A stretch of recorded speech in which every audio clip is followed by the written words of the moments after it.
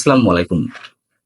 প্রিয় দর্শক, যে বহুল প্রতীক্ষিত বৈঠকটি লন্ডনে প্রধান উপদেষ্টা ডক্টর মোহাম্মদ ইউনূস এবং বিএনপির শীর্ষ নেতৃত্ব তারেক রহমানের মধ্যে অনুষ্ঠিত হলো, সেই বৈঠক সম্পর্কে আমরা সবকিছু জানবো না। এটি খুবই স্বাভাবিক, তার কারণ বৈঠকের পরের অংশটি হয়েছে 1-to-1, তার মানে গোপনে হয়েছে। পর্দার আড়ালে কি আলোচনা হয়েছে আমরা জানি না। এবং সেই সূত্র ধরে যদি আমরা এই মন্তব্য করি যে সংবাদ সম্মেলন অনুষ্ঠিত হয়েছে দুই বিশেষ ব্যক্তির মাধ্যমে, সেই সংবাদ সম্মেলনের মাধ্যমে আমরা নিশ্চয়ই সবকিছু স্পষ্ট কিছু জানতে পারবো না, সেটাই স্বাভাবিক। তারপরও সেখান থেকে কিছু প্রশ্ন তুলতে চাই, আমি কোনো ব্যাখ্যা করতে চাই না। এবং ব্যাখ্যা প্রশ্নে যাওয়ার আগে একজন দর্শক, মানচিত্রে একজন দর্শক, এর আগে আমি যে কন্টেন্টে দিয়েছি সেখানে একটি মন্তব্য করেছেন, সেটাই আমি আপনাদেরকে একটু বলি। তিনি বলছেন যে প্রধান উপদেষ্টা এবং সরকার ক্ষমতায় আরোহণের পর থেকে তাদের একটি নীতি লক্ষণীয় যে তারা কখনো কোনো বিষয় স্পষ্ট বার্তা জনগণকে দেয় না। বিষয় যাই হোক না কেন, ভাষা বক্তব্যের মাধ্যমে বিষয়টিকে ধোঁয়াশাপূর্ণ বা কনফিউজিং করে রাখা হলো সরকারের স্ট্র্যাটেজি। এক্ষেত্রেও তাই ঘটেছে, খুব স্বাভাবিক, এক্ষেত্রেও তাই ঘটেছে আমরাও মনে করি।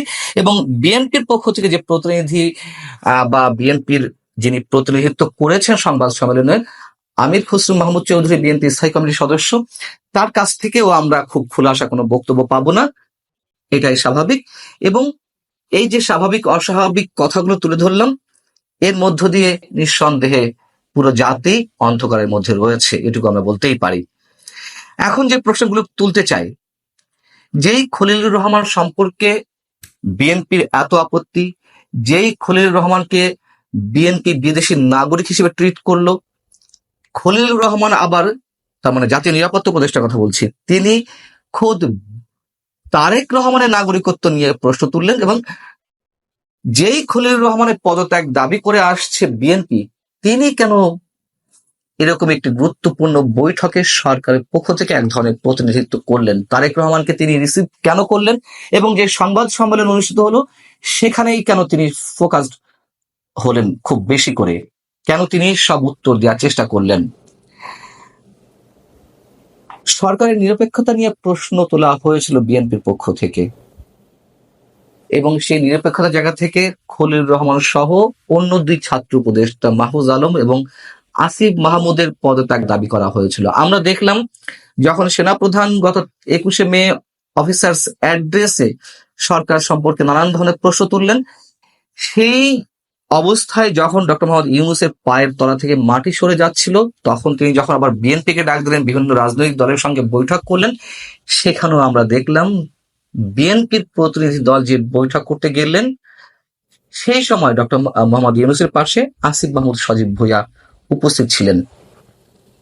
কেন এই বিষয়গুলো সরকার সজ্ঞানে, খুব কৌশলে এইগুলোই বিতর্কিত ব্যক্তিদেরকে সামনে তুলে আনছেন? এগুলো বিএনপিকে একের পর এক বুড়ো আঙুল দেখানো কিনা, সেই প্রশ্নটি উঠতেই পারে। এবং যেহেতু নিরপেক্ষতা নিয়ে প্রশ্ন উঠেছে, এই সরকারের অধীনে সুষ্ঠু অবাধ নিরপেক্ষ নির্বাচন হবে কিনা, সেই বিষয়ে কি তারেক রহমান কোনো প্রশ্ন তুলেছেন ওই বৈঠকে? আমরা সে সম্পর্কে কিছু জানতে পারিনি। সংবাদ সম্মেলনে বলা হয়েছে যে সকল প্রস্তুতি সম্পূর্ণ করা গেলে 2026 রমজানের আগেই নির্বাচন আয়োজন করা যেতে পারে। যেহেতু ফেব্রুয়ারির মধ্যে নির্বাচনের দাবি ছিল তারেক রহমানের বা বিএনপির, সেই জায়গায় তারা বলেছে সকল প্রস্তুতি সম্পূর্ণ করা গেলে। এর আগেও আমি প্রশ্ন তুলেছি যে সকল প্রস্তুতি সম্পূর্ণ করা গেলে তার মানদণ্ডটা আসলে কি, কোন ধরনের প্রস্তুতি, এই ধরনের কোনো কিছু কি খোলাসা করা হয়েছে?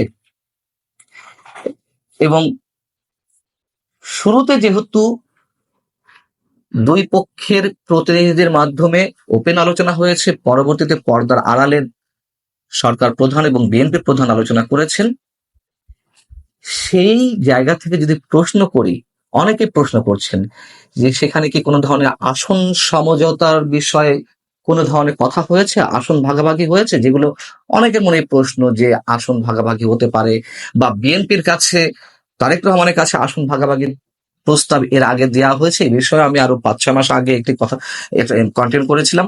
সেই বিষয়গুলো এখন সাম্প্রতিক সময় আলোচনা হচ্ছে। আমরা জানি না যেহেতু পর্দার আড়ালে আলোচনা হয়েছে, সেখানে এইসব বিষয় উঠেছে কিনা।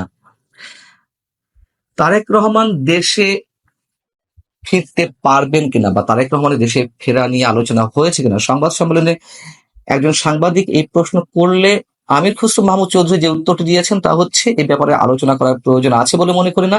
তারেক রহমান সাহেব যখন ইচ্ছে দেশে ফিরতে পারবেন, এই সিদ্ধান্ত উনি নেবেন সময় মতো। যদি তারেক রহমানের দেশে ফিরে আসার ক্ষেত্রে কোনো ধরনের কোনো সমস্যা না থেকেই থাকে, তাহলে কেন তিনি ফিরছেন না দেশের এই সংকটময় মুহূর্তে? খুব সহজ প্রশ্ন। এবং একটি কথা আপনাদেরকে মনে করিয়ে দিই, যেই দিন এই আমি ঐতিহাসিক বলছি যে সংকটময় মুহূর্তে এই বৈঠকটি হলো, সেই বৈঠকের আগের দিন বৃহস্পতিবার স্বরাষ্ট্র উপদেষ্টা লেফটেন্যান্ট জেনারেল জাহাঙ্গীর আলম সাংবাদিকদের কাছে মন্তব্য করেছেন, তারেক রহমানের দেশে ফিরে আসার ক্ষেত্রে কোনো বাধা নেই। কেন এই ধরনের একটি বক্তব্য ঠিক এই বৈঠকের আগেই দেওয়া হলো? তাহলে কি টোপ দেওয়া হয়েছে বিএনপিকে? সবচেয়ে আলোচিত যে বিষয়গুলো এখন, নির্বাচন, করিডোর, বন্দর, সেই করিডোর এবং বন্দর নিয়ে যে বিএনপির তীব্র বিরোধিতা, সে বিষয়ে কোনো প্রশ্ন তোলা হয়েছে ডক্টর মোহাম্মদ ইউনূসের সামনে? তারেক রহমানের পক্ষ থেকে সংবাদ সম্মেলনে কোনো সাংবাদিক এ বিষয়ে প্রশ্ন করেনি, খুব স্বাভাবিক, আমরা উত্তরটাও জানতে পারিনি। যেহেতু বিএনপি এই মুহূর্তে গণতান্ত্রিক একটি রাজনৈতিক দল হিসেবে মানুষের আস্থা ভরসার প্রতীক হয়ে উঠেছে, নিঃসন্দেহে এটুকু বলতে হয়, সেই জায়গা থেকে তারেক রহমানকে বা বিএনপিকে এই প্রশ্নগুলোর উত্তর দিতেই হবে। তার কারণ ডক্টর মোহাম্মদ ইউনূস এর আগে একাধিকবার বলেছেন যে রাজনৈতিক দলগুলো তার অ্যাবসেন্সে, তার আড়ালে অনেকে অনেক কথা বলেন, কিন্তু তার সামনে গেলে কেউ তো সেভাবে তাকে এই ধরনের আক্রমণাত্মক প্রশ্ন করেন না। এটি ডক্টর মোহাম্মদ ইউনূসের নিজের মন্তব্য। সেই জায়গা থেকে আমাদের বক্তব্য বা প্রশ্ন, তারেক রহমান এই বিষয়ে কোনো কথা তুলেছেন কিনা। নির্বাচন কমিশন সম্পর্কে যেটি বলা হয়েছে, যে ডক্টর খলিলুর রহমান বলেছেন সরকারের পক্ষ থেকে যে নির্বাচনের রোডম্যাপ খুব শিগগির ঘোষণা করবে নির্বাচন কমিশন। এটি একটা বায়বীয় কথা। তারপর নির্বাচন কমিশনের সাধ্য নেই, ক্ষমতা নেই সরকারের নির্দেশের বাইরে গিয়ে কিছু করা, যেহেতু সরকারের পরামর্শক্রমেই সব করবে। আমরা জানি যে এটা খাতা কলমে লেখা যে নির্বাচন কমিশন স্বাধীন, আসলে তো স্বাধীন নয়।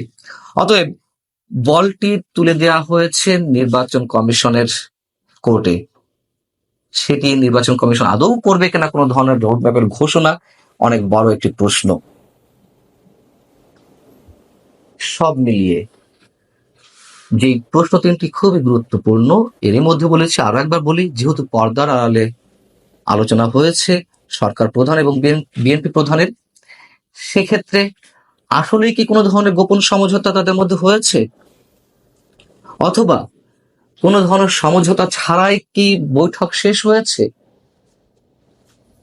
এবং যে সংবাদ সম্মেলনটা অনুষ্ঠিত হয়েছে সেটি স্রেফ আইওয়াশ কিনা, যেটি সংবাদ সম্মেলন করতে হয়, যৌথ বিবৃতি দিতে হয়, তাই দেওয়া, নাকি সরকার এবং বিএনপি যে অবস্থানে ছিল সেই অবস্থানে আছে, এবং জুলাই সনদ নিয়ে যেই বিষয়টি সবার মুখে মুখে ছিল, জুলাই সনদের বিষয়ে বিএনপিকে আশ্বস্ত বা বিএনপির সম্মতি আদায় করতেই ডক্টর মোহাম্মদ ইউনূসের লন্ডন ছুটে যাওয়া, সেই জুলাই সনদ দিয়ে বিষয়ে বিএনপি আদৌ কোনো সম্মতি দিয়েছে কিনা, এবং এই জুলাই সনদ ঘোষিত হলে বাংলাদেশে অনেক কিছুই 180 ডিগ্রি ইউটার্ন নেবে, অনেক ক্ষেত্রেই অনেক কিছু উলটপালট হয়ে যাবে, এটা আমরা সবাই জানি। সেক্ষেত্রে বিএনপির অবস্থান কি আমরা জানি না, যদিও সংবাদ সম্মেলনে বলা হয়েছে যে সবার ঐক্যমতের ভিত্তিতে জুলাই সনদ ঘোষিত হবে। ভালো থাকুন সবাই।